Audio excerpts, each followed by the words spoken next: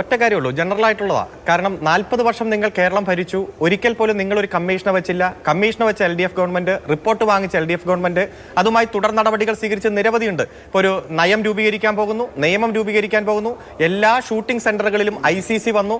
ICC address ചെയ്യേണ്ട വിഷയമാണ് ഇതിൽ ഭൂരിഭാഗം വിഷയങ്ങളും. നിയമപരമായിട്ടുള്ള ക്രിമിനൽ കേസുമായി ബന്ധപ്പെട്ടുകൊണ്ട് ഇന്നലെ ഹൈക്കോടതിയുടെ ഡിവിഷൻ ബെഞ്ച് പറഞ്ഞതുപോലെ ഗവൺമെന്റിന് ചില കൺഫ്യൂഷൻ ഉണ്ട്. കാരണം ആരും രംഗത്ത് വരാതെ വരുമ്പോൾ ക്രിമിനൽ കേസ് നിലനിൽക്കുമെന്നുള്ള കൺഫ്യൂഷൻ അത് ഞങ്ങൾ അഡ്രസ് ചെയ്യാം. ഈ കമ്മീഷൻ സർക്കാർ ഒരു ദിവസം കൊണ്ടിരുന്നപ്പോൾ ഉൾവിളി ഉണ്ടാക്കിയിട്ട് വെച്ച കമ്മീഷനല്ല. അതുമായി ബന്ധപ്പെട്ട് ഞാൻ തുടക്കത്തിൽ പറഞ്ഞു, 2017 നമ്മളെയൊക്കെ ഞെട്ടിക്കുന്ന ഒരു സംഭവം ഉണ്ടായതിന്റെ പേരിൽ മാത്രം WCC അങ്ങോട്ട് പോയി ആവശ്യപ്പെട്ടിട്ടുണ്ടാക്കിയ കമ്മിറ്റിയാണ്. അതിന്റെ അവകാശവാദം എങ്ങനെയാണ്? അന്ന് അവർ ഒരു കമ്മിറ്റി രൂപീകരിക്കണമെന്ന് ആവശ്യപ്പെടുമ്പോൾ പറ്റില്ല എന്ന് സർക്കാരിന് പറയാൻ കഴിയില്ല. അല്ല, വളരെ പോസിറ്റീവായി കിട്ടാവുന്നതിൽ ഏറ്റവും മികച്ച ഒരു കമ്മിറ്റി വെച്ച് പഠനം നടത്തി മുന്നോട്ട് പോയപ്പോൾ നടത്തിയ നടപടികൾ, ചെയ്ത നടപടികളെ കുറിച്ച് കൃത്യമായിട്ടുണ്ട്. റിപ്പോർട്ട് എന്ത് ചെയ്തു അരുൺകുമാർ? ആ റിപ്പോർട്ട് കമ്മിറ്റി സമർപ്പിച്ച മുഖ്യമന്ത്രിക്ക് കൊടുത്ത റിപ്പോർട്ടിൽ നിങ്ങൾ എന്ത് ചെയ്തു? ആ റിപ്പോർട്ട് എന്ത് ചെയ്തു? അതാണ് എന്റെ ഏറ്റവും വലിയ ഒരു ക്യൂരിയോസിറ്റി എന്ന് പറയുന്നത്. ആ റിപ്പോർട്ട് എന്താ ചെയ്തത്? ആ റിപ്പോർട്ടിന്റെ അടിസ്ഥാനത്തിലാണ് കൃത്യമായി 13 മാസം മുമ്പ് ഒരു സബ് കമ്മിറ്റിയെ വെച്ച് ഒരു നയം രൂപീകരിക്കാൻ വേണ്ടി തീരുമാനിച്ചത്. ആ സബ് കമ്മിറ്റിക്ക് 2 മാസമാണ് സമയം കൊടുത്തത്. ഗവൺമെന്റ് ഉത്തരവ് പ്രകാരം 15/7/2023 പുറത്തിറക്കിയ ഉത്തരവിൽ പ്രസ്തുത കരട് സിനിമാ നയം തയ്യാറാക്കുമ്പോൾ ജസ്റ്റിസ് K. ഹേമ കമ്മിറ്റിയുടെ ശുപാർശകൾ കൂടി പരിശോധിച്ച് ഉചിതമായ നിർദ്ദേശങ്ങൾ അതിൽ ഉൾക്കൊള്ളേണ്ടതും സിനിമയുടെ pre production, production, post production, distribution, exhibition എന്നീ വിവിധ മേഖലകളിൽ പ്രവർത്തിക്കുന്നവരുടെ അഭിപ്രായം കൂടി കണക്കിലെടുക്കണം. ഇതിന്റെ പ്രശ്നം എന്താണെന്നറിയാമോ? ഞാൻ കഴിഞ്ഞ ദിവസം സാംസ്കാരിക വകുപ്പ് മന്ത്രിയോട് ഇതേ ഫ്ലോറിൽ ഇരുന്ന് ചോദിക്കുമ്പോൾ അദ്ദേഹം എന്നോട് പറഞ്ഞത്, ഞങ്ങൾ ഗംഭീരമായി ഫിലിം ഫെസ്റ്റിവൽ നടത്തിയില്ലേ, അടിസ്ഥാന സൗകര്യ വികസനത്തിന് ഞങ്ങൾ തിയേറ്ററുകൾ ഉണ്ടാക്കിയില്ലേ എന്നൊക്കെയാണ്. ആ കമ്മിറ്റി റിപ്പോർട്ടിൽ എഴുതി വെച്ചിരിക്കുന്നത് നമ്മുടെ സഹജീവികൾ അനുഭവിച്ച ക്രൂരമായ, നിന്ദ്യമായ പീഡനങ്ങളുടെ കഥയാണ്. അതിന് ഫിലിം ഫെസ്റ്റിവൽ നടത്തിയും കെട്ടിടം കെട്ടിയിട്ടുമാണ് പരിഹാരം കാണേണ്ടതെന്ന് പറയുന്നത് അപഹാസ്യകരമല്ലേ? ഞാൻ പറഞ്ഞല്ലോ, 13 മാസം മുമ്പ് കൃത്യമായ ഒരു ഗവൺമെന്റ് ഉത്തരവിലൂടെ production, pre production, post production, distribution, exhibition, അപ്പൊ സിനിമയുടെ എല്ലാ മേഖലയായി കവർ ചെയ്യുന്ന പ്രശ്നങ്ങൾ പഠിക്കുന്നു.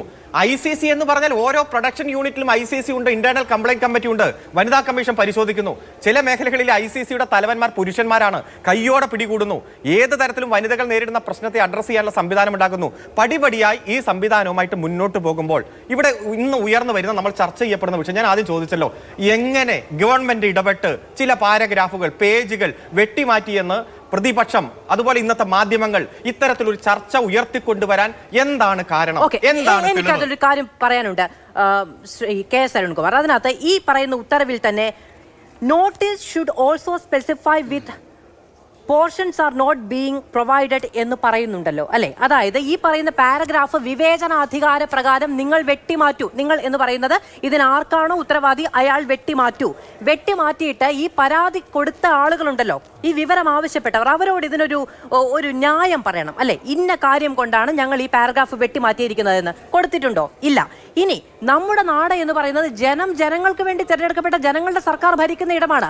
അവിടെ ഏതെങ്കിലും തരത്തിലുള്ള അധികാര ദുർവിനിയോഗം നടന്നിട്ടുണ്ടെങ്കിൽ ആരോട് ചോദിക്കണം? ഈ പറയുന്ന വിവരാവകാശ കമ്മീഷന് നിയമപരവും സാങ്കേതികപരവുമല്ലാത്ത എന്ത് മറുപടി ബാധ്യതയാണ് ജനത്തോടുള്ളത്? പക്ഷെ സർക്കാരിനുണ്ട്.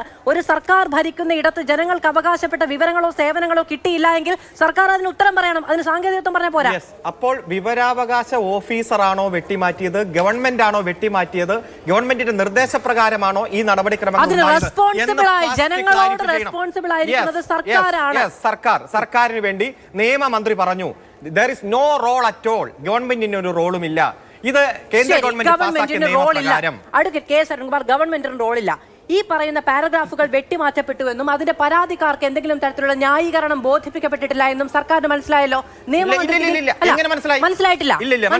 അങ്ങനെയാണെങ്കിൽ ആ പാരഗ്രാഫുകൾ കിട്ടാതെ പോയിട്ടുണ്ടോ ഇല്ലയോ?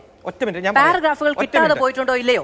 അതുമായി ബന്ധപ്പെട്ട ബോധിപ്പിക്കൽ ജനങ്ങളോട് നടന്നിട്ടുണ്ടോ? ഇല്ല. അപ്പൊ അതിലൊരു സംഭവം, അതിൽ അട്ടിമറി നിങ്ങൾക്ക് സംശയമില്ല അല്ലെ? ഞങ്ങളെ സംബന്ധിച്ചിടത്തോളം വിവരാവകാശ കമ്മീഷണർ, സ്റ്റേറ്റ് വിവരാവകാശ കമ്മീഷൻ എന്ന് പറഞ്ഞാൽ ഈ നിയമപ്രകാരമുള്ള കേരളത്തിലെ ഏറ്റവും ഉയർന്ന ഉദ്യോഗസ്ഥനാണ്. അദ്ദേഹം ഇട്ട ഉത്തരവ് അദ്ദേഹത്തിന്റെ താഴെയുള്ള ഒരു ഓഫീസറോട് കംപ്ലൈന്റ് ചെയ്യാൻ പറയുന്നു. അത് കംപ്ലൈന്റ് ചെയ്യുമ്പോൾ ഐഡന്റിറ്റി തിരിച്ചറിയുന്ന യാതൊന്നും ഉണ്ടാകാൻ പാടില്ല എന്ന് പേഴ്സണൽ സ്കൂട്ടണി നടത്തി ഉറപ്പുവരുത്തണമെന്ന് കമ്മീഷണർ ഓഫീസർക്ക് നിർദ്ദേശം കൊടുക്കുന്നു. അദ്ദേഹം ഓർഡർ കംപ്ലൈന്റ് ചെയ്യുന്നു. അദ്ദേഹം whether it is communicated or not, വരട്ടെ, വിവരം വരട്ടെ, അദ്ദേഹം പറയട്ടെ. ഗവൺമെന്റിന് എന്താണ് റോള്? ഗവൺമെന്റിനെ സംബന്ധിച്ചിടത്തോളം കൃത്യമാണ്. സംശയമുണ്ടോ എന്നുള്ളതാണ് എന്റെ ക്വസ്റ്റ്യൻ. അഡ്വക്കേറ്റ് KS അരുൺകുമാർ, ഈ പറയുന്ന പാരഗ്രാഫുകൾ നൽകപ്പെട്ടിട്ടില്ല ജനങ്ങൾക്ക് എന്നുള്ള കാര്യത്തിൽ ഒരു സംശയമുണ്ടോ എന്നുള്ളതാണ്. അങ്ങനെ എന്തെങ്കിലും അട്ടിമറി നടന്നിട്ടുണ്ടോ എന്ന് സംബന്ധിച്ച് എന്തെങ്കിലും തരത്തിലുള്ള അന്വേഷണമോ നോട്ടീസോ അല്ലെങ്കിൽ എന്തെങ്കിലും പരിശോധനയോ സർക്കാർ ഈ സമയത്തിനിടയ്ക്ക് നടത്തിയിട്ടുണ്ടോ? സർക്കാരിന്റെ മുന്നിൽ വിഷയം വരട്ടെ, ഞാൻ പറയാം. സർക്കാരിന് മുന്നിൽ വിഷയം എങ്ങനെയാണ് വരേണ്ടത്? അല്ല, ഞാൻ പറയാൻ അനുവദിക്കൂ. അതായത് ഇവിടെ ഇന്ന പാരഗ്രാഫുകൾ ഒഴിവാക്കിയത് എന്തുകൊണ്ട് എന്ന് കൃത്യമായി ചോദിക്കേണ്ട ഉത്തരവാദിത്തം വിവരാവകാശ കമ്മീഷനുണ്ട്. ഗവൺമെന്റിന് ഇടപെടാം, അതിന് ഓഫീസർ ഉത്തരം പറയണം. ആ ഓഫീസർ ഉത്തരം പറയട്ടെ. ഏതെങ്കിലും തരത്തിൽ ഇതിൽ ഇതിലെ വാദി ആരാണ്, പ്രതി ആരാണ്, സംഭവം നടന്നത് എവിടെ വെച്ചാണ്, എന്നാണ്, എപ്പോഴാണ്, എങ്ങനെയാണ്? ഒറ്റ കോൺഗ്രസിന്റെ സുഹൃത്ത് ചോദിച്ചു, വൈറ്റിലയിൽ ഒരു സംഭവം നടന്നു ഇന്നലെ, ആ സംഭവം നടന്നപ്പോൾ കേസ് രജിസ്റ്റർ ചെയ്തല്ലോ. അപ്പൊ എന്ന് നടന്നു? ഇന്നലെ. എവിടെ വെച്ച് നടന്നു? വൈറ്റില. പക്ഷേ ഈ റിപ്പോർട്ടിൽ എന്ന്, എവിടെ, ആരെ, എപ്പോൾ, ആർക്കെതിരെ, ആരൊക്കെ ചെയ്തു എന്നതൊന്നുമില്ലാത്ത ഒരു സാഹചര്യത്തിൽ കൃത്യമായി പറയുന്നു ഗവൺമെന്റിന് ഒരാളെയും സംരക്ഷിക്കേണ്ടതില്ല. പ്രതി പോലും വ്യക്തമല്ലാത്തപ്പോൾ നമുക്ക് ആരെ സംരക്ഷിക്കാൻ? ഇപ്പൊ ഹൈക്കോടതിയുടെ മുന്നിലുണ്ട്, ഹൈക്കോടതി നിർദ്ദേശം തരട്ടെ, അല്ലെങ്കിൽ ഇതുമായി ബന്ധപ്പെട്ടുകൊണ്ട് ഹൈക്കോടതിയുടെ ഡയറക്ഷൻ വരട്ടെ, അതിശക്തമായ നടപടി സ്വീകരിക്കും. ഒരാളെ പ്രൊട്ടക്ട് ചെയ്യില്ല. എവിടെയെന്ന് അറിയില്ല എന്നുള്ളതാണ് അങ്ങയുടെ പ്രശ്നം എന്നുള്ളത്. ഹൈക്കോടതി ഇടപെട്ടെന്ന് പറഞ്ഞാൽ ഹൈക്കോടതിക്ക് സർക്കാരിന് ചെയ്യാൻ കഴിയാത്ത ഒന്നും നിർദ്ദേശിക്കാൻ കഴിയില്ല.